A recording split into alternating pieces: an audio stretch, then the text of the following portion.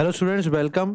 ਸੋ ਅਸੀਂ PSSSB ਦੇ ਜਿੰਨੇ ਵੀ ਐਗਜ਼ਾਮਸ ਹੁੰਦੇ ਆ, ਜਿੱਦਾਂ ਕਿ ਐਕਸਾਈਜ਼ ਇੰਸਪੈਕਟਰ ਹੈ, ਨੈਬ ਤਹਿਸੀਲਦਾਰ ਹੈ, ਪਟਵਾਰੀ ਹੈ, ਸੀਨੀਅਰ ਅਸਿਸਟੈਂਟ ਹੈ, ਜਿੰਨੇ ਵੀ PSSSB ਐਗਜ਼ਾਮਸ ਕੰਡਕਟ ਕਰ ਰਹੀ ਹੈ, ਉਹਦੇ ਵਿੱਚ ਜਿੰਨੇ ਵੀ ਮੈਥਸ ਦੇ ਟੌਪਿਕਸ ਆਉਂਦੇ ਆ, ਸਬ ਟੌਪਿਕਸ ਆਉਂਦੇ ਆ, ਜਿੰਨੇ ਵੀ PYQs ਇੰਪੋਰਟੈਂਟ ਹੈ, ਉਹ ਸਾਰਿਆਂ ਦੀ ਇੱਕ ਸੀਰੀਜ਼ ਸਟਾਰਟ ਕੀਤੀ ਹੋਈ ਹੈ, ਜਿਹਦੀ ਕਿ ਅੱਜ 4th ਵੀਡੀਓ ਹੈ, ਪਰਸੈਂਟੇਜ ਦੀ 4th ਵੀਡੀਓ ਹੈ। ਸੋ ਅਗਰ ਤੁਸੀਂ ਪਹਿਲੀਆਂ 3 ਵੀਡੀਓਜ਼ ਨਹੀਂ ਦੇਖੀਆਂ ਤਾਂ ਦੇਖ ਲਓ। ਬੇਸਿਕਸ ਜੋ ਕੀਤੇ ਹੋਏ ਉਹਦੇ ਵਿੱਚ ਪਹਿਲੀ 2 ਵੀਡੀਓਜ਼ ਦੇ ਵਿੱਚ ਆਪਾਂ ਸਕਸੈਸਿਵ ਪਰਸੈਂਟੇਜ ਚੇਂਜ ਕੀਤਾ ਸੀ। ਥਰਡ ਵੀਡੀਓ ਦੇ ਵਿੱਚ ਆਪਾਂ ਸਿੰਪਲੀਫਿਕੇਸ਼ਨ ਕੀਤੀ ਸੀ ਜੋ ਪਰਸੈਂਟੇਜ ਤੇ ਬੇਸ ਹੈ। ਕੁਝ ਮੈਂ ਇੰਪੋਰਟੈਂਟ ਚੀਜ਼ਾਂ ਤੁਹਾਨੂੰ ਦੱਸੀਆਂ ਸੀਗੀਆਂ ਕਿ ਤੁਹਾਨੂੰ ਫ੍ਰੈਕਸ਼ਨਸ ਤੋਂ ਪਰਸੈਂਟੇਜ ਤੋਂ ਫ੍ਰੈਕਸ਼ਨਸ ਕਨਵਰਟ ਕਰਨੇ ਆਣੇ ਚਾਹੀਦੇ ਆ, ਸਕੁਅਰਸ ਕਿਊਬਸ ਕਿੰਨੇ ਕਿੰਨੇ ਯਾਦ ਕਰਨੇ ਆ, ਉਹ ਤੁਹਾਨੂੰ ਮੈਂ ਦੱਸਿਆ ਸੀਗਾ। ਸੋ ਅੱਜ ਪਰਸੈਂਟੇਜ ਦੇ ਅੰਦਰ 2 ਤੋਂ 3 ਸਬ ਟੌਪਿਕਸ ਕਰਾਂਗੇ, ਉਹਦੇ ਉੱਪਰ ਕੁਐਸਚਨਸ ਵੀ ਕਰਾਂਗੇ, ਜਿਹਦਾ ਕਿ ਸਟਾਰਟਿੰਗ ਆਪਾਂ ਕਰਾਂਗੇ ਕੰਪੈਰੀਜ਼ਨ ਆਫ ਪਰਸੈਂਟੇਜ ਦੇ ਵਿੱਚ। ਅਗਰ ਤੁਹਾਨੂੰ ਇਸ ਲੈਕਚਰ ਦੀ PDF ਚਾਹੀਦੀ ਹੈ ਜਾਂ ਹੋਰ ਪ੍ਰੈਕਟਿਸ ਦੇ ਕੁਐਸਚਨ ਚਾਹੀਦੇ ਹੈ ਤਾਂ ਤੁਸੀਂ ਡਿਸਕ੍ਰਿਪਸ਼ਨ ਦੇ ਦਿੱਤੇ ਹੋਏ ਟੈਲੀਗ੍ਰਾਮ ਚੈਨਲ ਨੂੰ ਜੁਆਇਨ ਕਰ ਲਓ, ਠੀਕ ਹੈ। ਉੱਥੇ ਸਾਰਾ ਜਿਹੜਾ ਕੰਟੈਂਟ ਹੈ ਆਪਾਂ ਪੁੱਟ ਕਰਾਂਗੇ, ਠੀਕ ਹੈ। ਸੋ ਹੁਣ ਹੋਰ ਟਾਈਮ ਨਾ ਵੇਸਟ ਕਰਦੇ ਹੋਏ ਸਟਾਰਟ ਕਰਦੇ ਹਾਂ comparison of percentage. Comparison of percentage ਕੀ ਹੁੰਦਾ ਵਾ, ਅਸੀਂ ਕੁਐਸਚਨ ਤੋਂ ਹੀ ਸਮਝਦੇ ਹਾਂ, ਠੀਕ ਹੈ। ਪਹਿਲੇ ਕੁਐਸਚਨ ਤੋਂ ਹੀ ਸਮਝਦੇ ਹਾਂ, ਜਿੱਦਾਂ ਕਿ ਫਸਟ ਕੁਐਸਚਨ ਪੜੋ ਕੀ ਕਹਿ ਰਿਹਾ ਵਾ। ਫਸਟ ਕੁਐਸਚਨ ਜੋ ਕਿ ਸੀਰੀਜ਼ ਦਾ 51st ਕੁਐਸਚਨ ਹੈ, ਉਹ ਕਹਿ ਰਿਹਾ ਕਿ ਇਹ ਨੰਬਰ A ਐਕਸੀਡਸ B by 25 ਕਿ ਜਾਂ ਉਹ ਤੁਹਾਨੂੰ ਕਹੂੰਗਾ ਕਿ ਐਕਸੀਡਸ ਜਾਂ ਉਹ ਤੁਹਾਨੂੰ ਕਹੂੰਗਾ ਕਿ A ਜਿਹੜਾ ਵਾ B ਤੋਂ 25% ਜ਼ਿਆਦਾ ਵੱਡਾ ਹੈ। ਹੁਣ ਧਿਆਨ ਨਾਲ ਸੁਣੋ, ਕੰਪੈਰੀਜ਼ਨ ਆਫ ਪਰਸੈਂਟੇਜ ਚੱਲਦਾ ਕਿੱਦਾਂ ਵਾ। A ਨੰਬਰ ਜਿਹੜਾ ਵਾ ਉਹ ਜ਼ਿਆਦਾ ਹੈ B ਤੋਂ ਕਿੰਨਾ 25%। A ਨੰਬਰ ਜ਼ਿਆਦਾ ਹੈ ਕਿਹਦੇ ਤੋਂ, ਜਿਹਦੇ ਤੋਂ ਜ਼ਿਆਦਾ ਕਹਿ ਰਿਹਾ ਹੁੰਦਾ ਵਾ ਉਹਨੂੰ ਅਸੀਂ 100 ਮੰਨ ਲੈਂਦੇ ਹਾਂ, ਠੀਕ ਹੈ।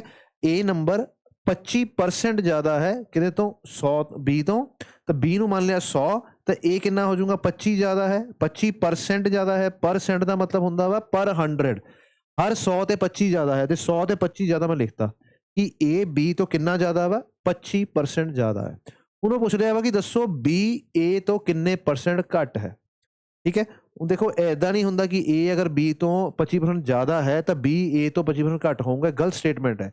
ਇਹਨੂੰ ਆਪਾਂ ਇਦਾਂ ਕਹਿ ਸਕਦੇ ਹਾਂ ਕਿ A B ਤੋਂ 25 ਜ਼ਿਆਦਾ ਹੈ, 25 ਰੁਪਏ ਜ਼ਿਆਦਾ ਹੈ ਕਹਿ ਲਓ, ਤੇ B A ਤੋਂ 25 ਰੁਪਏ ਘੱਟ ਹੈ, ਠੀਕ ਹੈ। ਇਹ ਤੁਹਾਡਾ ਇਦਾਂ ਕੰਪੈਰੀਜ਼ਨ ਕੀਤਾ ਜਾ ਸਕਦਾ। ਪਰਸੈਂਟੇਜ ਫਾਰਮ 'ਚ ਮੈਂ ਇਦਾਂ ਕੰਪੈਰੀਜ਼ਨ ਨਹੀਂ ਕਰਦਾ, ਠੀਕ ਹੈ। ਕੰਪੈਰੀਜ਼ਨ ਕਿੱਦਾਂ ਹੁੰਦਾ ਪਰਸੈਂਟੇਜ, ਹੁਣ ਪੁੱਛਦਾ B ਕਿੰਨਾ ਘੱਟ ਹੈ। ਸੋ B ਪਰਸੈਂਟੇਜ 'ਚ ਕਿੰਨਾ ਘੱਟ ਹੈ ਮੈਂ ਦੱਸਣਾ। ਤਾਂ ਸਭ ਤੋਂ ਪਹਿਲਾਂ ਕੀ ਲਿਖਣਾ, B ਕਿੰਨਾ ਘੱਟ ਹੈ, ਇਹ ਤਾਂ ਦਿਖਦਾ ਪਿਆ ਵਾ 25 ਘੱਟ ਹੈ। ਹੁਣ ਯਾਦ ਰੱਖਣਾ, ਜਦੋਂ ਕੰਪੈਰੀਜ਼ਨ ਆਪਾਂ ਕਰਦੇ ਹਾਂ, ਜਿਹਦੇ ਨਾਲ ਅਸੀਂ ਕੰਪੇਅਰ ਕਰ ਰਹੇ ਹਾਂ ਆਪਣੇ ਆਪ ਨੂੰ, ਉਹਨੂੰ ਬੇਸ 'ਚ ਲਿਖਦੇ ਹਾਂ ਅਸੀਂ, ਠੀਕ ਹੈ। ਮਤਲਬ ਕਿ 25 ਘੱਟ ਹੈ, ਕਿਹਦੇ ਉੱਤੇ 25 ਘੱਟ ਹੈ। ਸੋ 25 ਘੱਟ ਹੈ ਕਿਹਦੇ ਤੋਂ ਘੱਟ ਹੈ, A ਤੋਂ ਘੱਟ ਹੈ। ਸੋ A ਨੂੰ ਮੈਂ ਇੱਥੇ ਲਿਖੂੰਗਾ 125। ਜਿੱਦਾਂ ਕਿ ਮੈਂ ਇੱਥੇ ਪਹਿਲਾਂ ਦੇਖਿਆ ਸੀਗਾ ਕਿ ਜਿਹੜਾ B ਤੋਂ 25 ਜ਼ਿਆਦਾ ਸੀਗਾ, ਤਾਂ ਆਪਾਂ ਕੀ ਕੀਤਾ 25 ਜ਼ਿਆਦਾ, 25% ਜ਼ਿਆਦਾ ਹੈ, ਕਿਹਦਾ ਜ਼ਿਆਦਾ ਹੈ, B ਤੋਂ ਜ਼ਿਆਦਾ ਹੈ। ਤਾਂ B ਨੂੰ ਆਪਾਂ ਮੰਨ ਲਿਆ 100, ਇਸ ਲਈ ਸਾਡਾ 25 ਨੰਬਰ ਜ਼ਿਆਦਾ ਆ ਗਿਆ ਸੀਗਾ। ਉਹਨੂੰ ਕਹਿ ਰਿਹਾ B ਘੱਟ ਹੈ, ਤਾਂ ਮੈਂ ਲਿਖ ਲਾ 25 ਘੱਟ ਹੈ। ਕਿਹਦੇ ਤੋਂ ਘੱਟ ਹੈ, ਜਿਹਦੇ ਤੋਂ ਘੱਟ ਹੈ ਉਹਨੂੰ ਬੇਸ 'ਚ ਲਿਖ ਲਓ। ਹੁਣ 25 ਦੇ ਟੇਬਲ ਦੇ ਵਿੱਚ ਇੱਥੇ ਆਊਂਗਾ 1, ਇੱਥੇ ਆਊਂਗਾ 5। ਸੋ ਮੈਂ ਤੁਹਾਨੂੰ ਲਾਸਟ ਲੈਕਚਰ ਦੱਸਿਆ ਸੀ 1/5 ਹੁੰਦਾ ਵਾ 20%, ਜਿਹਨੂੰ ਕਿ ਤੁਸੀਂ ਇਦਾਂ ਕੱਢਦੇ ਹੋ ਕਿ 25 ਬਾਏ 125। ਛੋਟੀ ਕਲਾਸਾਂ 'ਚ ਕੀ ਕੀਤਾ ਸੀ, 100 ਨਾਲ ਮਲਟੀਪਲਾਈ ਕਰਦੇ ਤਾਂ ਪਰਸੈਂਟੇਜ ਆਉਂਦੀ ਹੈ। ਅਸੀਂ 100 ਨਾਲ ਮਲਟੀਪਲਾਈ ਨਹੀਂ ਕਰਦੇ, ਸਿੱਧਾ 1/5 ਨੂੰ ਅਸੀਂ ਲਿਖ ਦਿੰਦੇ ਹਾਂ 20%। ਸਾਡਾ ਆਨਸਰ ਹੋਊਗਾ 20%। ਜਿਹਦੇ ਨਾਲ ਕੰਪੈਰੀਜ਼ਨ ਕਰਨਾ ਉਹਨੂੰ ਬੇਸ 'ਚ ਰੱਖਣਾ ਸੀ, ਠੀਕ ਹੈ ਜੀ। ਚਲੋ ਨੈਕਸਟ ਕੁਐਸਚਨ ਕਰਦੇ ਹਾਂ, ਤੁਹਾਨੂੰ ਹੋਰ ਸਮਝ ਆਊਗਾ।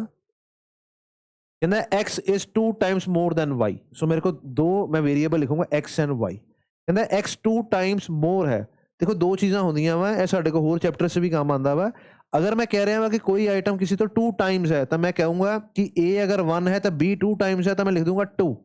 ਇਹ 2 ਟਾਈਮਸ ਹੈ, ਇੱਥੇ ਉਹ ਕਹਿ ਰਿਹਾ 2 ਟਾਈਮਸ ਮੋਰ ਹੈ, ਜ਼ਿਆਦਾ ਹੈ। ਸੋ ਅਗਰ y 1 ਹੈ ਤਾਂ x ਕਿੰਨਾ ਜ਼ਿਆਦਾ ਹੈ, 2 ਜ਼ਿਆਦਾ ਹੈ। 2 ਜ਼ਿਆਦਾ, 1 ਤੋਂ 2 ਜ਼ਿਆਦਾ ਕਿੰਨਾ ਹੁੰਦਾ ਵਾ, 3, ਠੀਕ ਹੈ। ਟਵਾਈਸ ਕੀ ਹੁੰਦਾ ਵਾ, ਇਹ ਹੁੰਦਾ ਟਵਾਈਸ।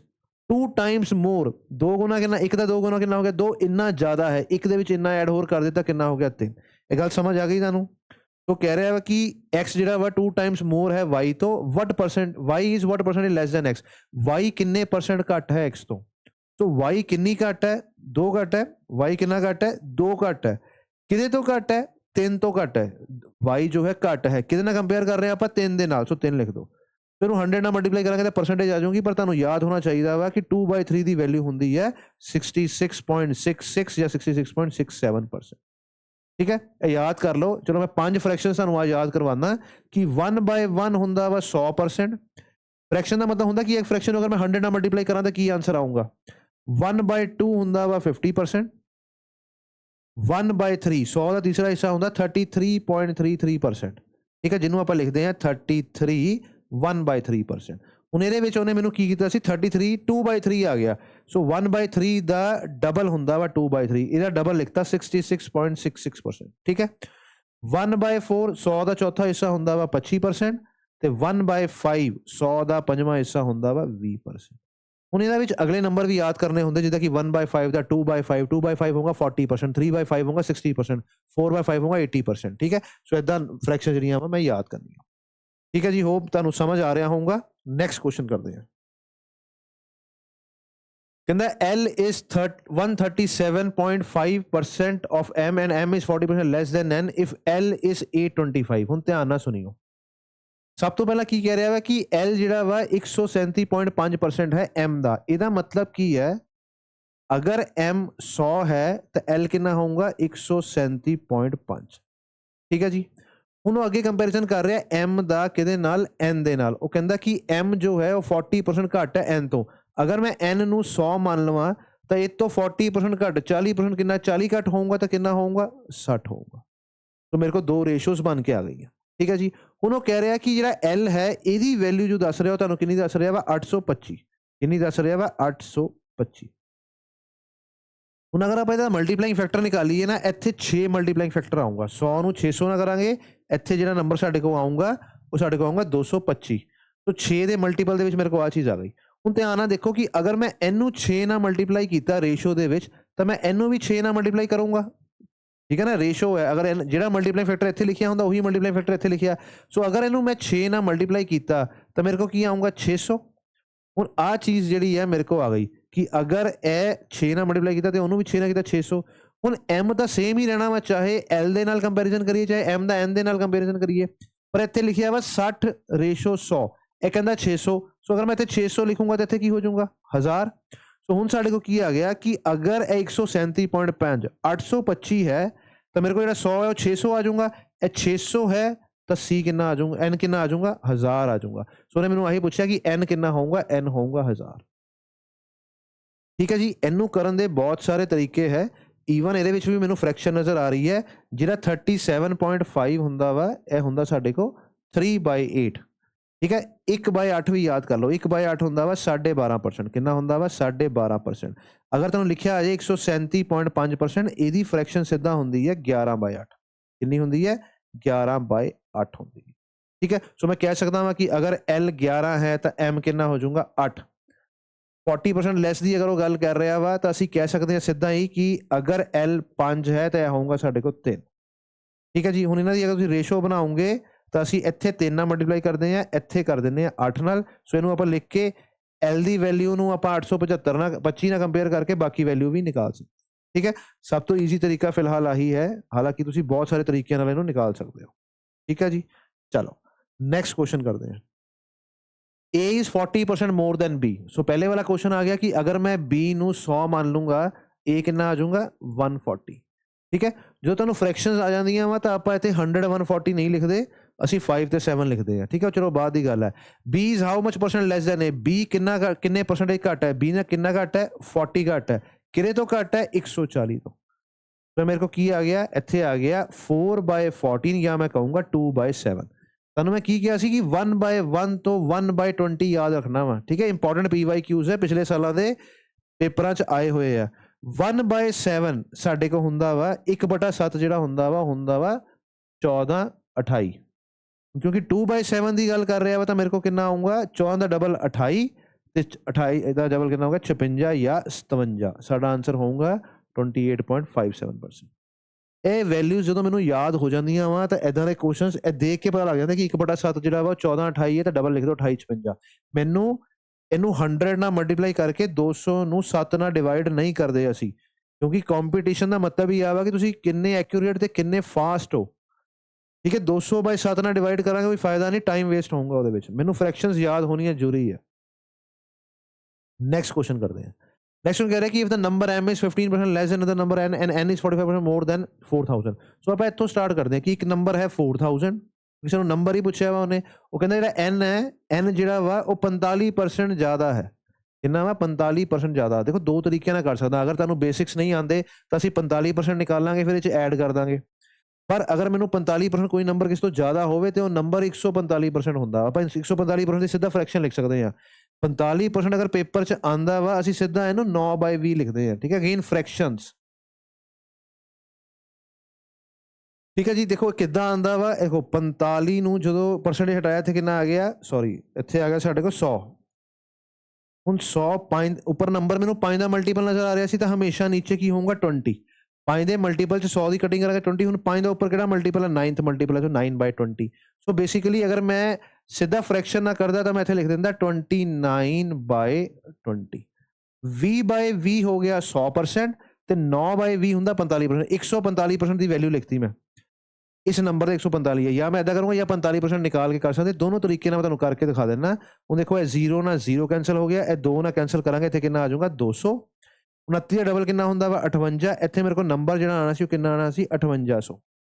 ਇਹ ਨੰਬਰ ਕਿਹੜਾ ਵਾ, ਇਹ ਨੰਬਰ ਹੈ n, ਜੋ ਕਿ 4000 ਤੋਂ 45% ਜ਼ਿਆਦਾ ਹੈ। ਦੂਸਰਾ ਤਰੀਕਾ ਕੀ ਸੀਗਾ ਕਿ 4000 ਦਾ 45% ਕੱਢ ਲਓ, ਇਹਦਾ 10% ਕਿੰਨਾ ਵਾ 400। 10% ਨਿਕਾਲਣ ਦਾ ਕੀ ਤਰੀਕਾ ਹੁੰਦਾ, ਰਾਈਟ ਸਾਈਡ ਤੋਂ ਇੱਕ ਨੰਬਰ ਛੱਡ ਕੇ ਅਗਰ ਮੈਂ ਡਾਟ ਲਗਾਉਂਗਾ ਤਾਂ 10% ਆ ਗਿਆ।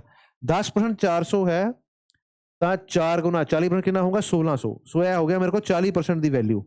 ਤੇ ਨਾਲ ਆਪਾਂ ਕਰਨੀ ਹੈ 5% ਦੀ। 10% ਦੀ ਵੈਲਿਊ 400 ਹੈ ਤਾਂ 5% ਦੀ ਕਿੰਨੀ ਹੋਊਗੀ 200। तो टोटल कितना आ गया 1800। अगर मैं 1800 च ऐड कर दूंगा तो मेरे को नंबर कितना आ जाऊंगा 5800, जो कि इस केस ਦੇ ਵਿੱਚ ਵੀ ਆ ਗਿਆ। n ਦੀ ਵੈਲਿਊ ਆ ਗਈ ਸਾਡੇ ਕੋਲ। ਹੁਣ ਉਹ ਕਹਿ ਰਿਹਾ ਕਿ ਜਿਹੜਾ ਨੰਬਰ m ਹੈ ਉਹ 15% ਘੱਟ ਹੈ ਕਿਹੜੇ ਤੋਂ, n ਤੋਂ। ਹੁਣ ਜਿਹੜਾ m ਹੈ ਉਹ 15% ਘੱਟ ਹੈ, ਇਹਦਾ 10% ਕਿੰਨਾ ਹੁੰਦਾ ਵਾ 10% ਰਾਈਟ ਸਾਈਡ ਤੋਂ ਇੱਕ ਨੰਬਰ ਛੱਡ ਦਾਂਗੇ ਤਾਂ 580।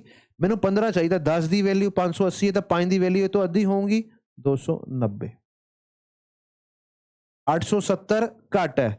ਸੋ ਅਗਰ ਮੈਂ 800 ਮਾਈਨਸ ਕਰੂੰਗਾ ਤਾਂ ਮੇਰੇ ਕੋਲ ਕਿੰਨਾ ਬਚ ਜਾਊਗਾ 5000। ਇਹ ਚੋਂ 70 ਮਾਈਨਸ ਕਰਾਂਗੇ ਤਾਂ ਕੀ ਆਊਗਾ 4930। ਕਿੰਨਾ ਆ ਜਾਊਗਾ 4930, ਜੋ ਕਿ ਸਾਡਾ ਸੀ ਆਪਸ਼ਨ ਹੈ।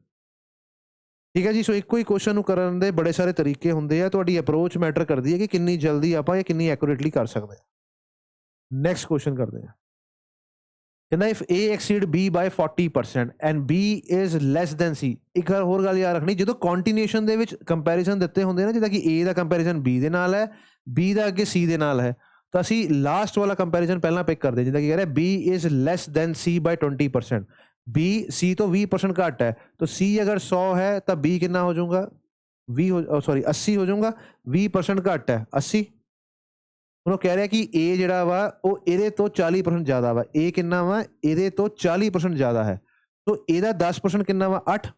10% ਕਿੰਨਾ ਵਾ 8। ਮੈਨੂੰ 40% ਪੁੱਛਿਆ ਉਹਨੇ 4 ਗੁਣਾ, ਇਹਦਾ 4 ਗੁਣਾ ਕਿੰਨਾ ਹੋ ਜਾਊਗਾ 32। ਇਹਦਾ ਮਤਲਬ 32 ਜ਼ਿਆਦਾ ਹੈ। ਸੋ ਅਗਰ ਮੈਂ 32 ਪਲੱਸ ਕਰਾਂ ਤਾਂ ਮੇਰੇ ਕੋਲ ਕਿੰਨਾ ਆ ਜਾਊਗਾ 112। ਕਿੰਨਾ ਆ ਗਿਆ 112। ਹੁਣ ਧਿਆਨ ਦਿਓ ਜਰਾ, ਉਹ ਮੈਨੂੰ ਪੁੱਛ ਰਿਹਾ ਕਿ A/C ਕਿੰਨਾ ਹੋਊਗਾ। A/C ਕਿੰਨਾ ਵਾ 1:100।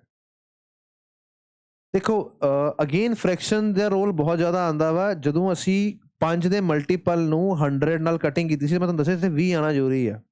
ਇੱਦਾਂ ਹੀ ਜਦੋਂ 4 ਦਾ ਮਲਟੀਪਲ ਹੁੰਦਾ, ਦੇਖੋ ਇਹ 4 ਦਾ 100 ਤੱਕ ਤਾਂ 4 ਦਾ ਮਲਟੀਪਲ ਹੈ, 100 4 ਟੇਬਲ 'ਚ ਆਉਂਦਾ, ਉਸ ਤੋਂ ਬਾਅਦ 12 ਵੀ 4 ਟੇਬਲ 'ਚ ਆਉਂਦਾ ਵਾ। ਤਾਂ ਜਿਹੜਾ ਜਿੱਦਾਂ ਕਿ ਚਲੋ 12% ਦੀ ਗੱਲ ਕਰਾਂ ਤਾਂ ਇੱਥੇ ਜਦੋਂ ਮੈਂ 4 ਨਾਲ ਕਟਿੰਗ ਕਰਦਾ ਵਾਂ ਤਾਂ 25 ਆਉਂਦਾ ਵਾ।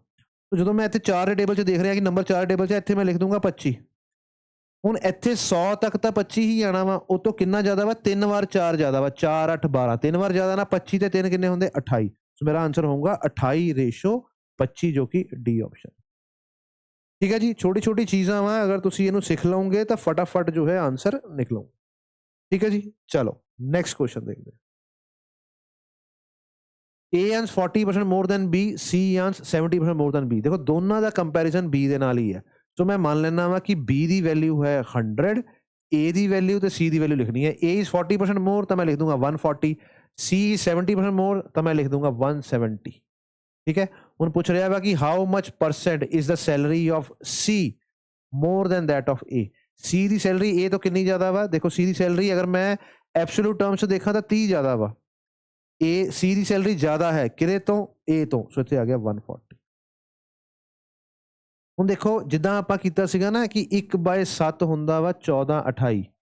ਇੱਥੇ ਮੇਰੇ ਕੋਲ 14 ਬੇਸਮੈਂਟ 'ਚ 14 ਆ ਗਿਆ, ਮਤਲਬ ਕੀ ਹੈ ਇਹਦਾ 1/7 ਦਾ ਅੱਧਾ ਹੁੰਦਾ ਵਾ 7/14।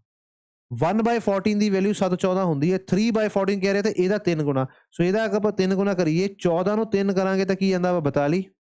7 ਨੂੰ 3 ਨਾਲ ਮਲਟੀਪਲਾਈ ਕਰਾਂਗੇ ਤਾਂ ਕੀ ਆਊਗਾ 21। ਸੋ ਮੇਰਾ ਆਂਸਰ ਹੋਊਗਾ 2142 ਜੋ ਕਿ ਬੀ ਆਪਸ਼ਨ। ਠੀਕ ਹੈ, ਇਹ ਸਾਰੇ ਕੁਐਸਚਨ ਤੁਹਾਡੇ PSSB ਦੇ ਵਿੱਚ ਪੁੱਛੇ ਗਏ ਕੁਐਸਚਨਸ ਹੈ। ਠੀਕ ਹੈ, ਡਿਫਰੈਂਟ ਐਗਜ਼ਾਮ ਕੋਈ ਐਕਸਾਈਜ਼ ਇੰਸਪੈਕਟਰ ਦੇ ਵਿੱਚ ਪੁੱਛਿਆ ਵਾ, ਡਿਫਰੈਂਟ ਈਅਰਸ ਦੇ ਵਿੱਚ ਪਟਵਾਰੀ ਦੇ ਵਿੱਚ, ਨੈਬ ਤਹਿਸੀਲਦਾਰ, ਸੀਨੀਅਰ ਅਸਿਸਟੈਂਟ ਕਲਰਕ ਦੇ ਪੇਪਰ, ਹੋਰ ਟੈਕਨੀਕਲ ਪੇਪਰਸ ਦੇ ਵਿੱਚ ਜਿੱਥੇ ਮੈਥਸ ਆਈ ਹੈ ਸਾਰੇ ਉਹਦੇ ਵਿੱਚ ਪੁੱਛੇ ਗਏ ਆ, ਜਿਹੜੇ ਮੈਂ ਕੰਬਾਈਨ ਕਰਕੇ ਟੌਪਿਕ ਬਣਾਤੇ ਆ। ਠੀਕ ਹੈ ਜੀ, ਚਲੋ ਨੈਕਸਟ ਕੁਐਸਚਨ ਕਰਦੇ ਹਾਂ। 25% of the x is equal to 25% of half of x। ਸੋ ਜੋ ਕਹਿ ਰਹੇ ਹੋ ਲਿਖ ਦਿੰਦੇ ਆ। 25% ਦਾ ਮਤਲਬ ਹੁੰਦਾ ਵਾ 1/4, ਮੈਂ ਹੁਣੇ ਦੱਸ ਕੇ ਹਟਿਆ ਵਾਂ। So 1/4 of half of x is equal to 2.5 times ਦਾ ਮਤਲਬ ਹੁੰਦਾ ਵਾ 2.5 ਓਨਲੀ ਟਾਈਮਸ ਦਾ ਵੈਲਿਊ ਆਫ 30%। 30% ਨੂੰ ਮੈਂ ਲਿਖੂੰਗਾ 3/10 of 1/4 of y। ਠੀਕ ਹੈ ਜੀ, ਸੋ ਮੈਨੂੰ ਦੱਸਣਾ ਵਾ then x is what percent more or less, x y ਤੋਂ ਕਿੰਨਾ ਜ਼ਿਆਦਾ ਘੱਟ ਹੈ। ਸੋ x ਤੇ y ਦੀ ਰੇਸ਼ੋ ਨਿਕਾਲਦੇ ਪਹਿਲਾਂ ਤਾਂ। ਹੁਣ ਧਿਆਨ ਨਾਲ ਦੇਖੋ ਕਿ ਇਹ ਇਕੁਅਲ ਟੂ ਦੇ ਉਸ ਸਾਈਡ ਹੈ, ਡਿਨੋਮੀਨੇਟਰ 4 ਦੀ ਕਟਿੰਗ ਇਹਨਾਂ 4 ਨਾਲ ਹੋ ਜਾਊਗੀ, ਇਹ 2 ਦੀ ਕਟਿੰਗ ਇੱਥੇ ਕਿੰਨਾ ਹੋ ਜਾਊਗੀ 5 ਨਾਲ। 5 ਦਾ 25 ਹੁੰਦਾ, ਇੱਕ ਪੁਆਇੰਟ ਲੱਗਾ ਹੋਇਆ ਤਾਂ ਇੱਥੇ ਮੈਂ ਲਿਖ ਦੂੰਗਾ 5 ਤੇ 5 ਦੀ 15। ਸੋ ਇੱਥੇ ਆ ਗਿਆ 1.5। ਇੱਥੇ x ਨੂੰ ਏਦਾਂ ਹੀ ਰਹਿਣ ਦਿਓ, y ਕੀ ਆ ਗਿਆ ਨੀਚੇ।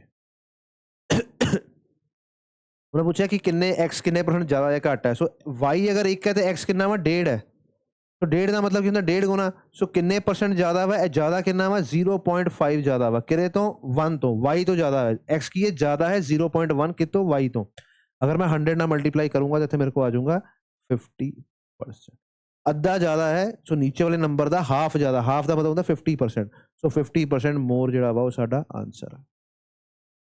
ਠੀਕ ਹੈ ਜੀ, ਚਲੋ ਨੈਕਸਟ ਕੁਐਸਚਨ ਕਰਦੇ ਹਾਂ। ਕਹਿੰਦਾ A is 25% more than B and B is 40% less than C। Again A the comparison B ਨਾਲ ਵਾ, B ਦੀ ਕੰਪੈਰੀਜ਼ਨ C ਨਾਲ ਹੈ।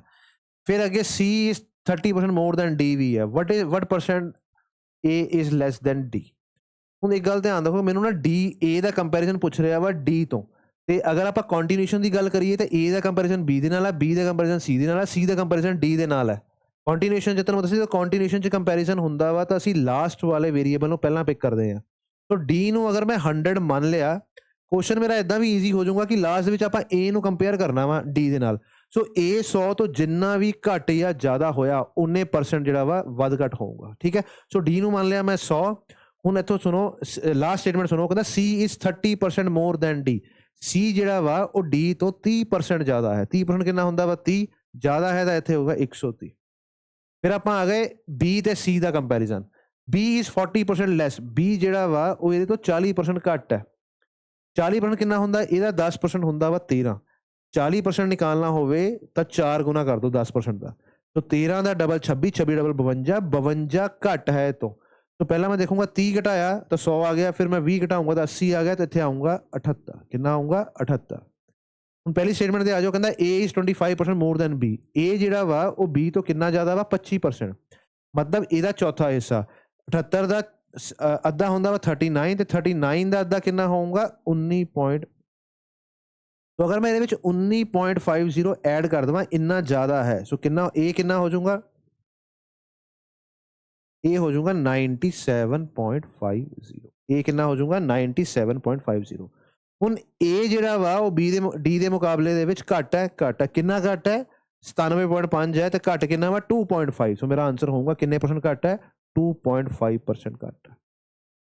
ਠੀਕ ਹੈ ਜੀ, ਸਮਝ ਗਏ। ਚਲੋ ਨੈਕਸਟ ਕੁਐਸਚਨ ਦੇਖਦੇ ਹਾਂ। Aman's expenses 30% more than Vimal and Vimal's expenses 10% less than Ramesh। ਠੀਕ ਹੈ, ਸੋ ਅਮਨ ਦਾ ਕੰਪੈਰੀਜ਼ਨ ਵਿਮਲ ਨਾਲ ਕੀਤਾ, ਵਿਮਲ ਦਾ ਕੀਤਾ ਹੋਇਆ ਵਾ ਰਮੇਸ਼ ਦੇ ਨਾਲ। ਕੰਟੀਨਿਊਸ਼ਨ 'ਚ ਕੰਪੈਰੀਜ਼ਨ ਹੈ ਤਾਂ ਆਪਾਂ ਸ਼ੁਰੂ ਕਿੱਥੋਂ ਕਰਾਂਗੇ, ਲਾਸਟ ਤੋਂ।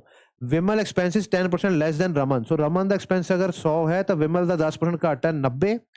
ਅਮਨ ਦਾ ਐਕਸਪੈਂਸ ਕੀ ਹੈ 30% ਮੋਰ ਹੈ, ਕਿਹਦੇ ਤੋਂ ਵਿਮਲ ਤੋਂ।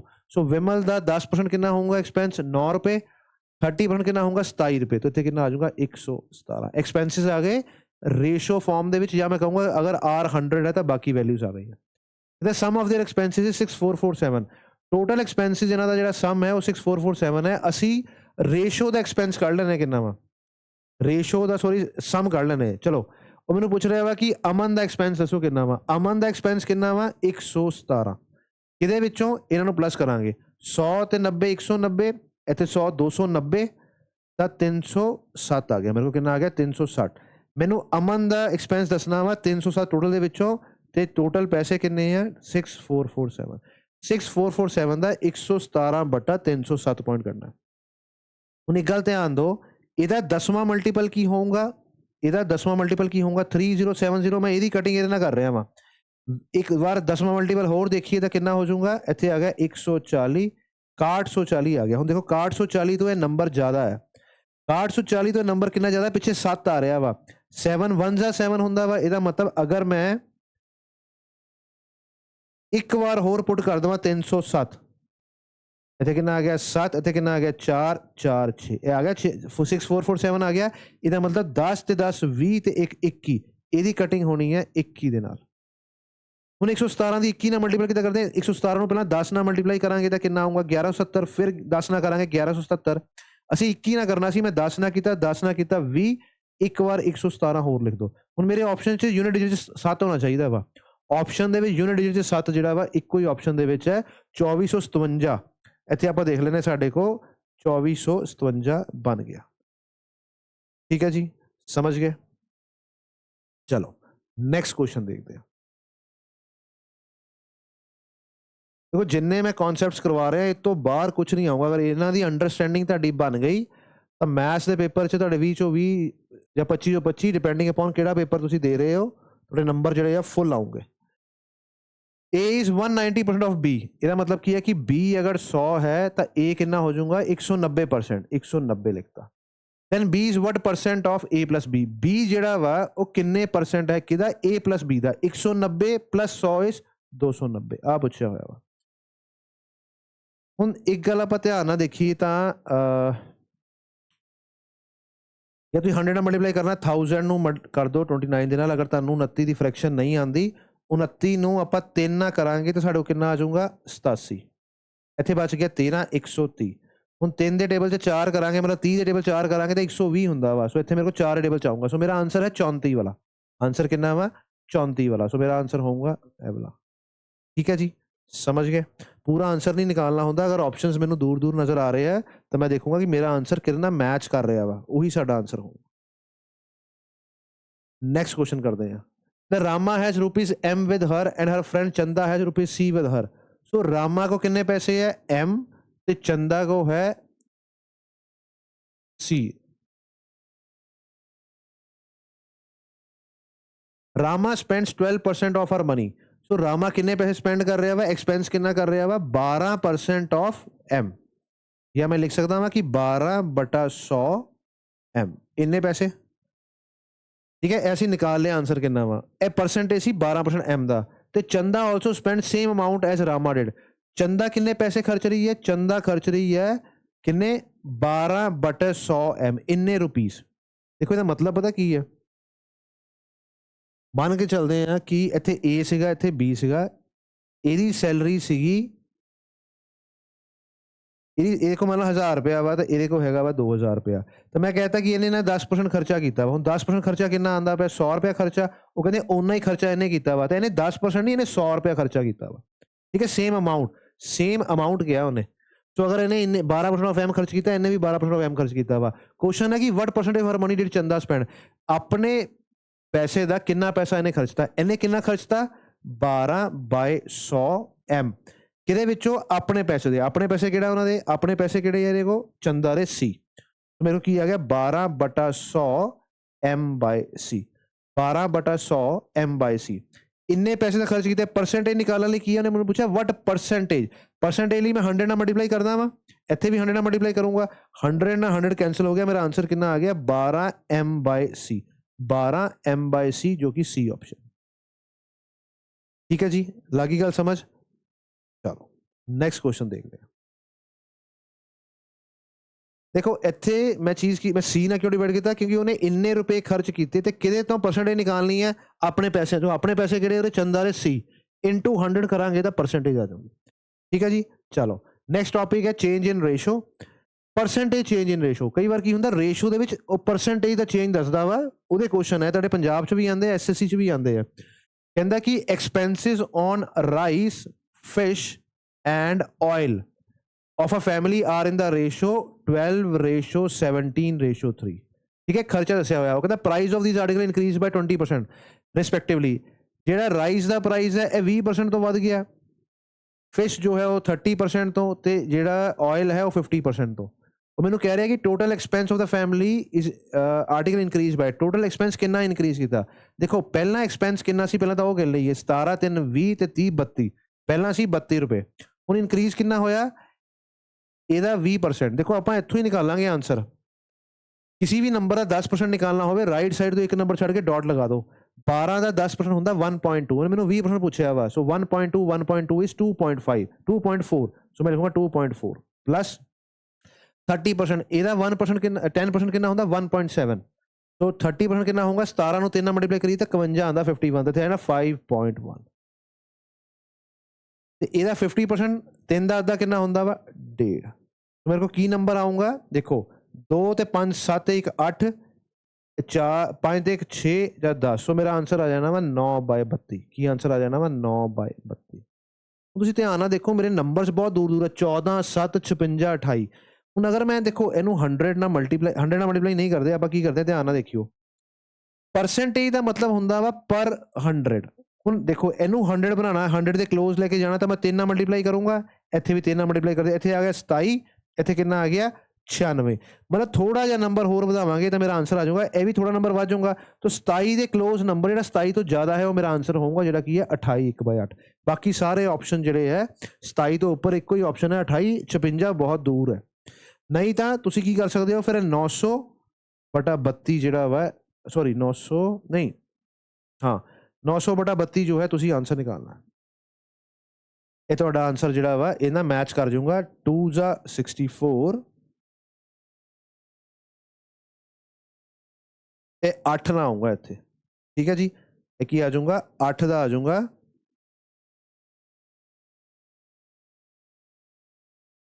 ਸੋ 256 ਆ ਗਿਆ, ਮੇਰੇ ਕੋਲ ਬਚਿਆ ਕਿ 4, ਸੋ ਕਿੰਨਾ ਆ ਗਿਆ 28 4/32, 4/32 ਨੂੰ ਮੈਂ ਲਿਖੂੰਗਾ 1/8, ਸੋ 28 1/8 ਆ ਜਾਊਗਾ। ਇੰਨੀ ਕੈਲਕੂਲੇਸ਼ਨ ਕਰਨ ਦੀ ਲੋੜ ਨਹੀਂ ਹੈ, ਇੰਨੀ ਕੈਲਕੂਲੇਸ਼ਨ ਆਪਾਂ ਨਹੀਂ ਕਰਦੇ, ਅਸੀਂ ਆਂਸਰ ਮੈਚ ਕਰਵਾਉਂਦੇ ਨੀਅਰੈਸਟ, ਠੀਕ ਹੈ ਜੀ। ਚਲੋ ਨੈਕਸਟ ਕੁਐਸਚਨ ਹੈ, the ratio of the earning of A and B is, so ratio A ਤੇ B ਦੀ ਅਰਨਿੰਗ ਦੀ ਹੈ 8:9। if earning of A is increased 50%, B increases by 25%, the new ratio is ਨਹੀਂ ਹੈ। ਕਹਿੰਦਾ A ਦੀ ਅਰਨਿੰਗ 50% ਤੋਂ ਵੱਧ ਗਈ, 8 ਸੀਗੀ 50% ਵੱਧ ਗਿਆ, ਮਤਲਬ 4 ਵੱਧ ਜਾਊਗਾ ਤਾਂ ਕਿੰਨੀ ਆ ਜਾਊਗੀ ਅਰਨਿੰਗਸ 12, ਔਰ ਜਿਹੜਾ B ਹੈ ਉਹਦੀ 25% ਤੋਂ ਵੱਧ ਗਈ, 25% ਕਿੰਨਾ ਹੁੰਦਾ ਇਹਦਾ ਚੌਥਾ ਹਿੱਸਾ, 9 ਦਾ ਚੌਥਾ ਹਿੱਸਾ ਨਿਕਾਲਣਾ ਹੋਵੇ ਤਾਂ 2 ਵਾਰ ਹਾਫ ਕਰ ਦਿਓ, 9 ਦਾ ਹਾਫ 4.5, 4.5 ਦਾ ਹਾਫ ਹੁੰਦਾ ਵਾ 2.25, ਇਹ ਇਨਕਰੀਜ਼ ਕਰ ਗਿਆ, ਮੇਰੇ ਕੋਲ ਕਿੰਨਾ ਆ ਗਿਆ 11.25। ਦੋਨੋਂ ਨੂੰ ਅਗਰ ਮੈਂ 100 ਨਾਲ ਮਲਟੀਪਲਾਈ ਕਰਦਾ ਕੀ ਆ ਜਾਊਗਾ 1200 ਰੇਸ਼ੋ 1125, ਕਿਉਂਕਿ ਸਾਡੀ ਰੇਸ਼ੋ ਜੋ ਹੈ, ਹਾਲਾਂਕਿ ਇਹਨੂੰ 4 ਨਾਲ ਮਲਟੀਪਲਾਈ ਕਰੀਏ ਤਾਂ ਵੀ ਸਾਡਾ ਆਂਸਰ ਜੋ ਹੈ ਰੇਸ਼ੋ ਫਾਰਮ 'ਚ 4 ਨਾਲ, ਕਿਉਂਕਿ ਇਹਨੂੰ ਖਤਮ ਕਰਨ ਲਈ ਮੈਨੂੰ 4 ਨਾਲ ਮਲਟੀਪਲਾਈ ਕਰਨਾ ਪਊਗਾ, ਇਹਨੂੰ 4 ਨਾਲ ਕਰਾਂਗੇ ਤਾਂ 44 ਤੇ 145 ਆ ਜਾਣਾ, ਇਹਨੂੰ 4 ਨਾਲ ਕੀਤਾ ਤੇ 48, ਹੁਣ 3 ਦੇ ਟੇਬਲ ਦੇ ਵਿੱਚ ਇੱਥੇ ਆ ਜਾਣਾ 15, ਇੱਥੇ ਕਿੰਨਾ ਆ ਜਾਣਾ 16, 16 ਰੇਸ਼ੋ 15 ਜੋ ਹੈ ਆਪਸ਼ਨ 'ਚ ਨਹੀਂ ਹੈ, ਕਿਉਂ ਨਹੀਂ ਹੈ ਦੇਖਦੇ ਹਾਂ।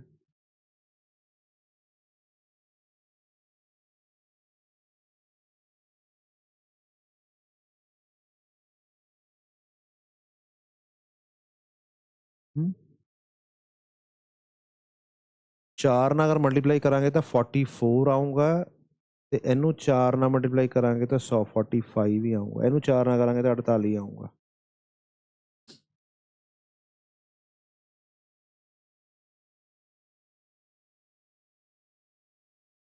ਬੱਚੇ ਟੇਬਲ 'ਚ ਕੱਟੀਏ ਤਾਂ ਕਿੰਨਾ ਆਊਗਾ ਇੱਥੇ 45 ਹੀ ਆਊਗਾ। ਅੱਛਾ ਕੁਝ ਗੜਬੜ ਤਾਂ ਨਹੀਂ ਕੀਤੀ, ਅੱਛਾ ਗੜਬੜ ਕੀ ਕਰਤੀ ਹੈ ਅਸੀਂ, ਠੀਕ ਹੈ ਗੜਬੜ ਸਮਝ ਗਿਆ ਮੈਂ ਕੀ ਕੀਤੀ ਹੈ।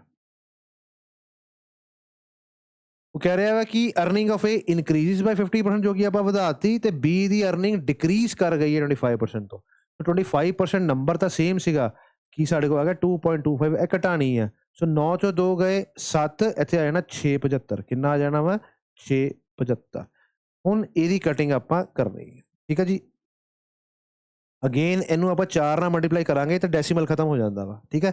ਅਗਰ ਤੁਹਾਨੂੰ ਨਹੀਂ ਇਹਦਾ ਪਤਾ ਲੱਗਦਾ ਤੁਸੀਂ ਇੱਦਾਂ ਕਰ ਲਓ, 675 ਹੁਣ 25 ਦੇ ਟੇਬਲ 'ਚ ਕੱਟ ਦੋ ਹਰ 100 ਕੋ 4 25 ਹੁੰਦੇ ਆ ਤਾਂ 1200 ਕਿੰਨੇ ਹੋਣਗੇ 48 ਹਰ 100 ਕੋ 4 25 ਹੈ ਤਾਂ 6 ਕੋ ਕਿੰਨੇ ਹੋਣਗੇ 24 ਤਾਂ 3 27 ਇੱਥੇ ਆਇਆ ਨਾ 48/27 ਠੀਕ ਹੈ ਜੀ ਹੁਣ ਇਹ 3 ਦੇ ਟੇਬਲ 'ਚ ਅਗਰ ਮੈਂ ਕਟਿੰਗ ਕਰਾਂ ਤਾਂ ਇੱਥੇ ਮੇਰੇ ਕੋ ਆ ਜਾਣਾ ਵਾ 9 ਇੱਥੇ ਮੇਰੇ ਕੋ ਆ ਜਾਣਾ 16 ਸੋ ਸਾਡਾ ਆਨਸਰ ਹੈ 16:9 ਬੀ ਆਪਸ਼ਨ ਠੀਕ ਹੈ ਜੀ ਸੋ प्लस माइनस थोड़ी जी हो गई सी ध्यान ਨਾਲ क्वेश्चन जो है वो पढ़ना वा ठीक है चलो नेक्स्ट क्वेश्चन देखते हैं तो अगर ਤੁਸੀਂ ਆਫਲਾਈਨ ਦੇ ਵਿੱਚ ਮੈਥਸ ਜੁਆਇਨ ਕਰਨਾ ਚਾਹੁੰਦੇ ਹੋ ਆਫਲਾਈਨ ਦੇ ਵਿੱਚ ਪੂਰੇ ਪੀਟਰ+ ਵੀ ਤਿਆਰੀ ਕਰਨਾ ਚਾਹੁੰਦੇ ਹੋ ਤੁਸੀਂ ਵਿਜ਼ਿਟ ਕਰ ਸਕਦੇ ਹੋ ਗਿਆਨਮ ਇੰਸਟੀਚਿਊਟ ਅੰਮ੍ਰਿਤਸਰ ਜੋ ਕਿ ਆਪੋਜ਼ਿਟ ਹੈ ਗੁਰੂ ਨਾਨਕ ਦੇਵ ਯੂਨੀਵਰਸਿਟੀ ਦੇ ਯੂਟੀ ਮਾਰਕੀਟ ਦੇ ਨੈਕਸਟ ਕੁਐਸਚਨ ਕਰਦੇ ਹਾਂ ਕਹਿ ਰਿਹਾ ਕਿ 3 numbers A B C are in the ratio 1:2:3 A B ਤੇ C ਦੀ ਜਿਹੜੀ ਰੇਸ਼ੋ ਹੈ 1:2:3 ਹੈ ਇਹਨਾਂ ਦਿਨਾਂ ਦੀ ਐਵਰੇਜ 600 ਹੈ ਐਵਰੇਜ 3 ਨੰਬਰਾਂ ਦੀ ਅਗਰ 600 ਹੈ ਤਾਂ ਟੋਟਲ ਕਿੰਨਾ ਹੋ ਜਾਂਦਾ ਵਾ 1800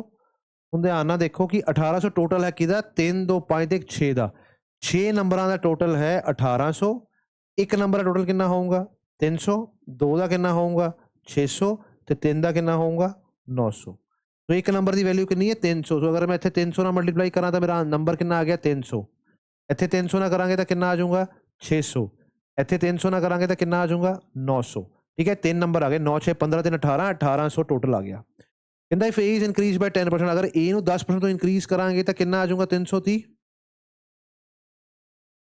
and B is decrease by 20% ਇਹਨੂੰ 20% ਤੋਂ ਘਟਾਤਾ ਇਹਦਾ 10% ਹੁੰਦਾ 60 60 ਤੇ 60 120 अगर मैं माइनस करूंगा कितना आ गया 480 ਹੁਣ ਧਿਆਨ ਨਾਲ ਸੁਣੋ ਅੱਗੇ ਕੀ ਕਹਿ ਰਿਹਾ then in order to increase the average by 5% ਕਹਿੰਦਾ ਅਗਰ ਐਵਰੇਜ 5% ਵਧਾਣੀ ਹੋਵੇ ਪਹਿਲਾਂ ਐਵਰੇਜ ਕਿੰਨੀ ਸੀ 600 ਇਹਦਾ 5% ਇਹਦਾ 10% ਕਿੰਨਾ ਹੁੰਦਾ 60 ਤੇ 5% ਕਿੰਨਾ ਹੋਊਗਾ 30 ਇੰਨੀ ਐਵਰੇਜ ਵਧਾਣੀ ਹੈ ਇੰਨੀ ਐਵਰੇਜ ਦਾ ਮਤਲਬ ਕੀ ਹੈ ਕਿ 30 ਐਵਰੇਜ ਵਧਾਣੀ ਹੈ ਤੇ ਟੋਟਲ ਕਿੰਨਾ ਵਧੂਗਾ 30 ਐਵਰੇਜ ਹੈ 3 ਬੰਦਿਆਂ ਦੀ ਤੇ ਟੋਟਲ ਕਿੰਨਾ ਹੋ ਜਾਊਗਾ 90 1800 ਹੈ ਸੀਗਾ ਟੋਟਲ ਸਾਡਾ ਕਿੰਨਾ ਆ ਜਾਊਗਾ 1890 ਉਹ ਕਹਿੰਦਾ ਕਿ ਅਗਰ ਟੋਟਲ 1800 ਨਹੀਂ ਬਣਾਉਣਾ 1890 ਬਣਾਉਣਾ ਵਾ ਤਾਂ ਦੱਸੋ C ਦੀ ਵੈਲਿਊ ਕਿੰਨੀ ਇਨਕਰੀਜ਼ ਕਰਾਂਗੇ C ਦੀ ਵੈਲਿਊ ਕਿੰਨੀ ਹੈ 900 ਹੁਣ ਇੱਥੇ ਵੈਲਿਊ ਕਿੰਨੀ ਆਊਗੀ ਇਹਨਾਂ ਦਾ ਟੋਟਲ ਜਿਹੜਾ ਵਾ ਇੱਥੇ X ਦਾ C ਦਾ ਉਹ ਮੈਨੂੰ ਬਣਾਉਣਾ ਵਾ 1890 ਹੁਣ ਧਿਆਨ ਦਿਓ ਇੱਕ ਵਾਰ 4 ਤੇ 3 700 810 ਇੱਥੇ ਬਣ ਗਿਆ 810 ਇਹ ਮਾਈਨਸ ਕਰ ਦਾਂਗੇ ਇੱਥੇ ਕੀ ਬਚਿਆ 80 1080 ਇਹਦਾ ਮਤਲਬ ਇੱਥੇ ਜਿਹੜੀ C ਦੀ ਵੈਲਿਊ ਬਚੀ ਉਹ ਕਿੰਨੀ ਬਚੀ 1080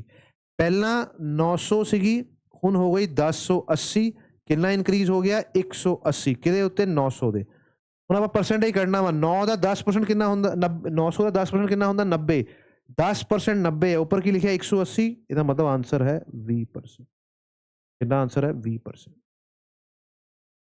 समझ गए ना ऊपर नंबर 180 लिखा हुआ 900 का 10% 90 है तो 20% 180 का मतलब 20% जो है वैल्यू है टोटल ठीक है सो क्वेश्चन सीगा कि अगर एवरेज 600 है तो टोटल नंबर कितना होगा 1800 1800 ਨੂੰ ਇਸ ਰੇਸ਼ੋ 'ਚ ਡਿਵਾਈਡ ਕੀਤਾ 300 600 900 ਟੋਟਲ 1800 ਬਣ ਗਿਆ ਉਹਨੂੰ ਕਹਿ ਰਿਹਾ ਕਿ ਇਹਨੂੰ 10% ਤੋਂ ਵਧਾਇਆ ਇਹਨੂੰ 20% ਤੋਂ ਘਟਾਇਆ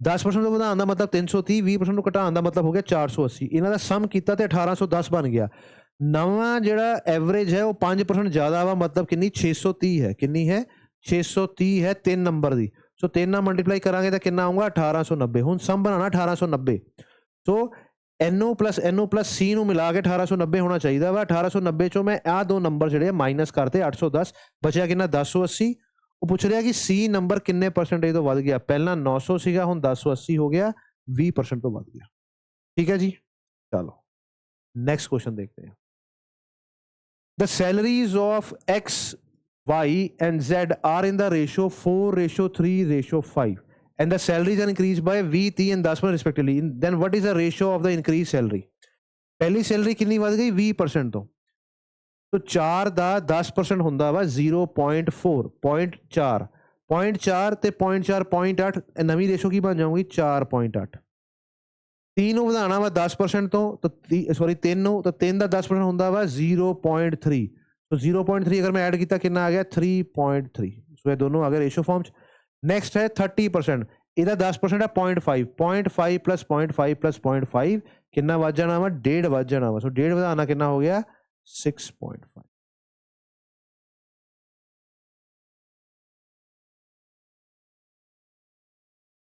ਸੋ अगर तुसी ध्यान ना देखो 1 कितों आ गया 1 नहीं आना 3.3 है ठीक है 10.3 अगर तुसी ध्यान देखो अगर मैं डेसिमल हटाऊंगा तो की आऊंगा 48 33 ते 65 तो ਇਹ ਨੰਬਰ ਜਿਹੜਾ ਵਾ ਮੈਨੂੰ ਨਜ਼ਰ ਆ ਰਿਹਾ ਵਾ ਇੱਥੇ 48 33 ਐਂਡ 65 ਜੋ ਹੈ ਫੋਰਥ ਆਪਸ਼ਨ ਡੀ ਆਪਸ਼ਨ। ਠੀਕ ਹੈ ਜੀ, ਲੱਗੀ ਗੱਲ ਸਮਝ।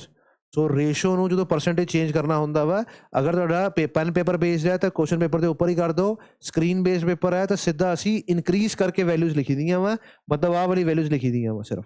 ਠੀਕ ਹੈ ਜੀ, ਚਲੋ next question. The expenses on wheat, meat and vegetables of a family are in the ratio this। ਇਹ ਕੁਐਸਚਨ ਨਾ ਪਹਿਲਾਂ ਵੀ ਦੇਖੋ ਰਿਪੀਟ ਹੋਇਆ ਵਾ, ਬਸ ਉੱਥੇ ਉਹਨਾਂ ਨੇ ਰਾਈਸ, ਆਇਲ ਇਦਾਂ ਦੀਆਂ ਚੀਜ਼ਾਂ ਦਿੱਤੀਆਂ ਸੀ, ਇੱਥੇ ਨਾਮ ਬਦਲ ਦਿੱਤੇ।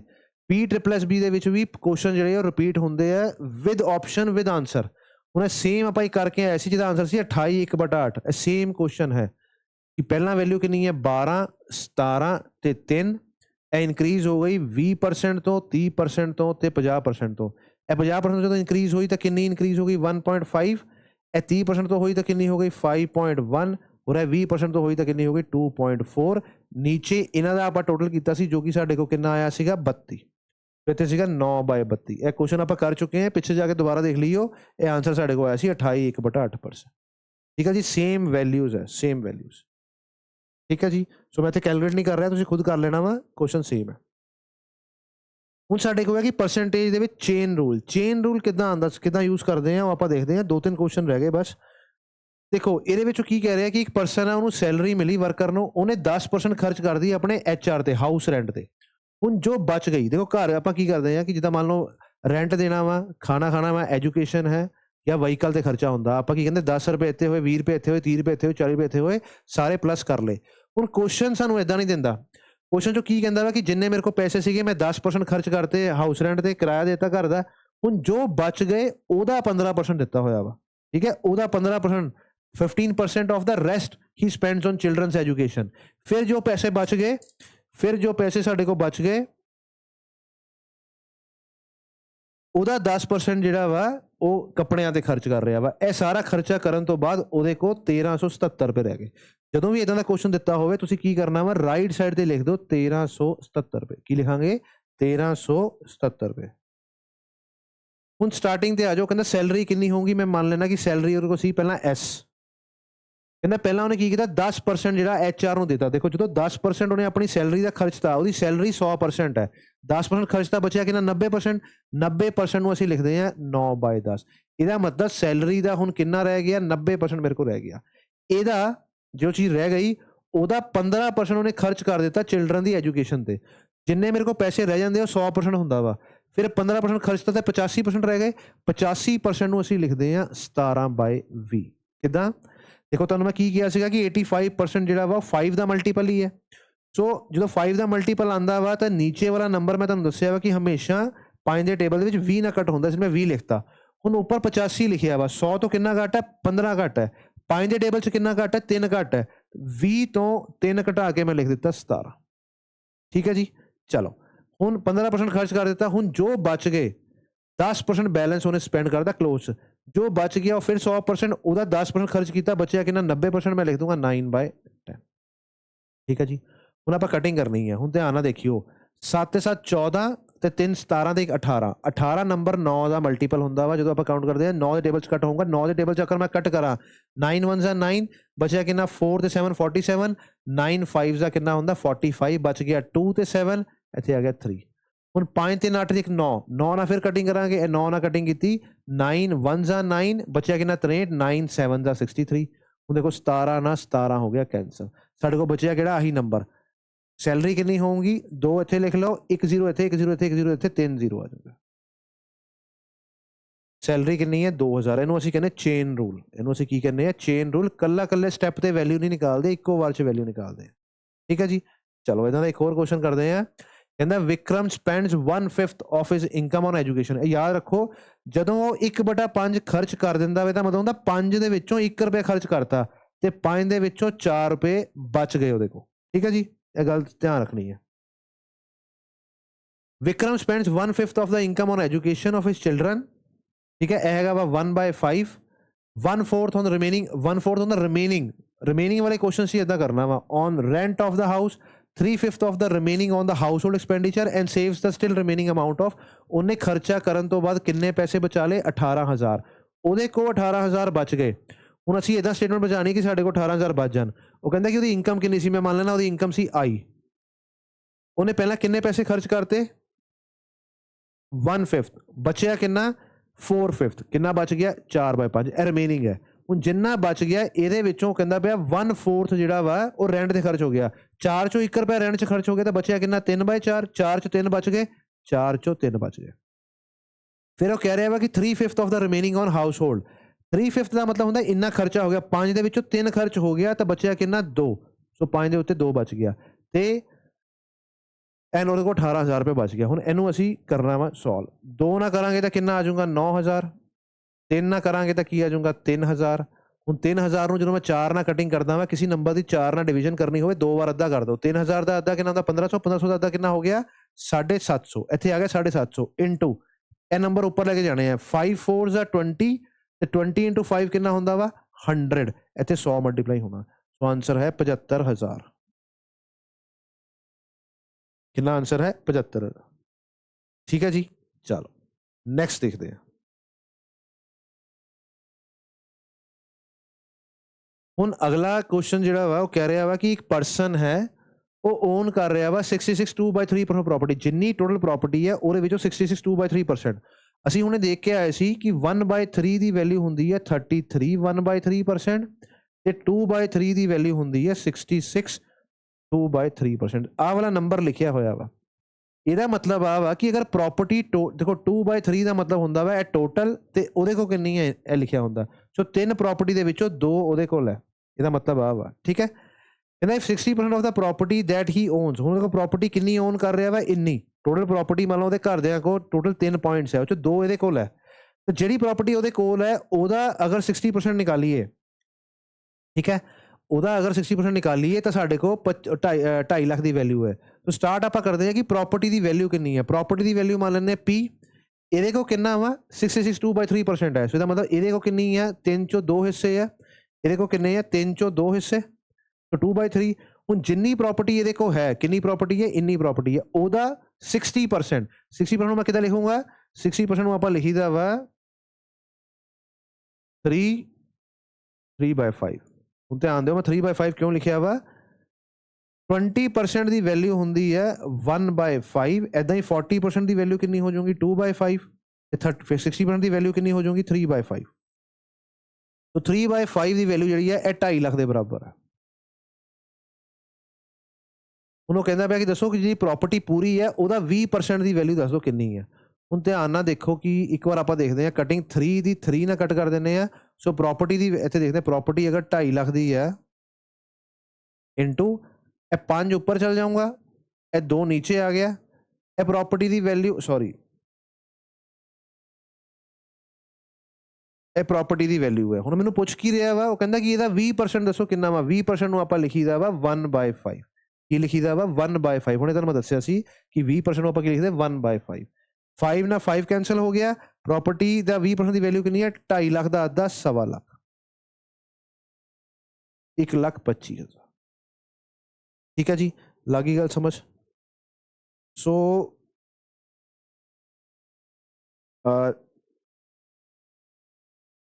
ਅੱਜ ਦਾ ਲਾਸਟ ਕੁਐਸਚਨ ਹੈ ਸਾਡੇ ਕੋਲ, ਕੁਐਸਚਨ ਨੰਬਰ 71। ਇਹ ਕੁਐਸਚਨ ਚੇਨ ਰੂਲ ਤੋਂ ਥੋੜਾ ਡਿਫਰੈਂਟ ਹੈ। ਇਹਦੇ ਵਿੱਚੋਂ ਕੀ ਕਹਿ ਰਿਹਾ ਵਾ, ਜਿੱਦਾਂ ਆਪਾਂ ਘਰ ਖਰਚਾ ਕਰਦੇ ਹਾਂ ਕਿ ਅੱਧਾ ਇੱਧਰ ਹੋ ਗਿਆ, ਚੌਥਾ ਹਿੱਸਾ ਇੱਧਰ ਹੋ ਗਿਆ, ਚੌਥਾ ਹਿੱਸਾ ਇੱਧਰ ਹੋ ਗਿਆ, ਪਲੱਸ ਕਰ ਦਿੰਦੇ ਹਾਂ। ਇਹਦੇ ਵਿੱਚੋਂ ਕਹਿ ਰਿਹਾ ਕਿ ਮੈਨ ਸਪੈਂਡ ਕਰ ਰਿਹਾ ਵਾ 2/5 of income on house rent, 3/10 on food, 1/8 on conveyance. ਇਹਦੇ ਵਿੱਚ ਰਿਮੇਨਿੰਗ ਦੀ ਗੱਲ ਨਹੀਂ ਕਰ ਰਿਹਾ, ਉਹ ਕੀ ਹੈ ਰਿਮੇਨਿੰਗ ਦੀ ਗੱਲ ਨਹੀਂ ਕਰ ਰਿਹਾ। ਸੋ ਟੋਟਲ ਖਰਚਾ ਕਿੰਨਾ ਕਰ ਰਿਹਾ, ਧਿਆਨ ਨਾਲ ਦੇਖੋ 2/5 ਇੱਕ ਹੈ, ਪਲੱਸ 3/10 ਇੱਕ ਹੈ, ਪਲੱਸ 1/8 ਹੈ, ਇਹ ਖਰਚਾ ਕਰ ਰਿਹਾ ਵਾ। ਟੋਟਲ ਇਨਕਮ ਨੂੰ ਅਸੀਂ ਮੰਨ ਲੈਂਦੇ ਹੁੰਦੇ ਆ ਟੋਟਲ 1, ਉਹਦੇ ਚੋਂ 2/5 3/10 1/8 ਜਿਹੜਾ ਉਹਨੇ ਖਰਚਾ ਕਰ ਲਿਆ, ਤੇ ਬਚਿਆ ਕਿੰਨਾ ਉਹ ਹੈ 2800। ਸੋ ਬਚਿਆ ਕਿੰਨਾ, ਇੱਕ ਦੇ ਵਿੱਚੋਂ ਇੰਨਾ ਮਾਈਨਸ ਕਰ ਦਾਂਗੇ, ਜੋ ਬਚ ਜਾਊਗਾ ਉਹ 2800 ਦੇ ਬਰਾਬਰ ਹੈ। ਅਸੀਂ ਦੱਸਣਾ ਵਾ ਕਿ ਐਕਸਪੈਂਡੀਚਰ ਔਨ ਫੂਡ, ਫੂਡ ਤੇ ਕਿੰਨਾ ਖਰਚਾ ਕੀਤਾ ਵਾ ਉਹਨੇ, ਫੂਡ ਤੇ ਕੀਤਾ ਵਾ 3/10 ਪਲੱਸ ਫੂਡ ਤੇ ਕਨਵੈਂਸ ਤੇ ਕੀਤਾ 1/8, ਇਹਦਾ ਆਊਗਾ 40 12 5, ਮੈਂ ਆਨਸਰ ਦੱਸਣਾ 17/40 ਦਾ। ਤੋਂ ਪਹਿਲਾਂ ਆਪਾਂ ਕੀ ਕਰਦੇ ਹਾਂ, ਜਿਹੜਾ ਬਚਿਆ ਹੋਇਆ ਵਾ ਉਹਦੀ ਵੈਲਿਊ ਨਿਕਾਲਦੇ ਹਾਂ ਇੱਥੋਂ ਦੀ, ਤੇ ਬਚਿਆ ਹੋਇਆ 2800 ਦੇ ਬਰਾਬਰ ਹੈ। ਠੀਕ ਹੈ ਜੀ, ਸਮਝ ਗਏ। ਚਲੋ ਹੁਣ ਅਗਰ ਮੈਂ ਇਹਦੀ ਗੱਲ ਕਰਾਂ, ਇਹਨਾਂ ਦਾ LCM ਆਊਗਾ ਅਗੇਨ 40 ਇੱਥੇ ਮੈਂ ਲਿਖ ਦਿੰਦਾ ਵਾ 40 ਇਹ 1 ਸੀਗਾ 5 8 ਦਾ ਹੁੰਦਾ ਤਾਂ 16 ਆ ਜਾਊਗਾ ਠੀਕ ਹੈ। ਇਹ ਸਾਰਾ ਇਕੱਠਾ ਵਾ ਇੱਦਾਂ ਮੈਂ ਹੁਣ ਓਪਨ ਕਰ ਦੂੰਗਾ ਮਾਈਨਸ 10 4 ਦਾ ਇੱਥੇ 12 ਆ ਗਿਆ 8 ਨੂੰ 5 ਦੇ ਦੇਣਾ 5 ਆ ਗਿਆ 16 ਤੇ 12 ਹੁੰਦੇ ਆ 28 ਤੇ 5 33 ਬਚੂਗਾ ਕਿੰਨਾ 7/40 ਸੋ 40 ਦੇ ਵਿੱਚੋਂ 7 ਬਚ ਗਿਆ ਸੋ ਇਹਦੀ ਵੈਲਿਊ ਕਿੰਨੀ ਹੈ 2800 ਕਿੰਨੀ ਵੈਲਿਊ ਹੈ 2800 7 ਦਾ ਕਿਹੜਾ ਮਲਟੀਪਲ ਹੈ ਚੌਥਾ ਮਲਟੀਪਲ ਹੈ 400 ਇਹਦਾ ਮਤਲਬ 1 ਦੀ ਵੈਲਿਊ ਕਿੰਨੀ ਹੋਊਗੀ 400 ਨੂੰ ਆਪਾਂ 40 ਨਾਲ ਮਲਟੀਪਲਾਈ ਕਰਾਂਗੇ ਇਹਦਾ ਮਤਲਬ 16000 ਕਿੰਨੀ ਹੈ 16000 ਉਹਦੀ ਇਨਕਮ 16000 ਸੀ 1 ਦੀ ਵੈਲਿਊ ਕਿੰਨੀ ਹੈ 1 ਕੀ ਹੈ ਇਨਕਮ 16000 ਹੁਣ 16000 ਦੇ ਵਿੱਚੋਂ ਉਹਦਾ ਖਰਚਾ ਫੂਡ ਤੇ ਕਨਵੈਂਸ ਤੇ 17/40 ਹੋ ਗਿਆ ਸੋ 16000 ਦਾ ਅਸੀਂ 17/40 ਲੱਭਣਾ ਵਾ ਇੱਕ 0 ਨਾਲ ਇੱਕ 0 ਕੈਂਸਲ ਹੋ ਗਿਆ 4 ਨਾਲ ਕਰਾਂਗੇ ਤਾਂ 4 ਚੌਕੇ 16 400 ਆ ਗਿਆ 17 ਨੂੰ 4 ਨਾਲ ਮਲਟੀਪਲਾਈ ਕਰਾਂਗੇ 2 ਵਾਰ ਡਬਲ ਕਰ ਦੋ 17 ਡਬਲ ਕਿੰਨਾ 34 ਡਬਲ 68 ਉੱਥੇ ਆਇਆ ਨਾ 6800 ਕਿੰਨਾ ਖਰਚਾ ਵਾ 6800 4th ਆਪਸ਼ਨ ਠੀਕ ਹੈ ਜੀ ਸਮਝ ਗਏ ਚਲੋ ਅਗੇਨ ਅਗਰ ਤੁਸੀਂ ਮੈਥਸ ਜਾਂ ਪੂਰੇ ਸਬਜੈਕਟਸ ਆਫਲਾਈਨ ਮੋਡ ਦੇ ਵਿੱਚ ਬੇਸਿਕ ਤੋਂ ਪੜ੍ਹਨਾ ਚਾਹੁੰਦੇ ਹੋ ਜਿਹੜੀ ਚੀਜ਼ਾਂ ਆਪਾਂ ਛੋਟੀ ਛੋਟੀ ਦੱਸੀ ਦੀਆਂ ਅਗਰ ਤੁਸੀਂ ਬੇਸਿਕਸ ਤੋਂ ਪੜ੍ਹਨਾ ਚਾਹੁੰਦੇ ਹੋ ਤੁਸੀਂ ਵਿਜ਼ਿਟ ਕਰ ਸਕਦੇ ਹੋ ਗਿਆਨਾਮ ਇੰਸਟੀਚਿਊਟ ਅੰਮ੍ਰਿਤਸਰ ਜੋ ਕਿ ਆਪੋਜ਼ਿਟ ਹੈ Guru Nanak Dev university UT market all the very best for exams thank you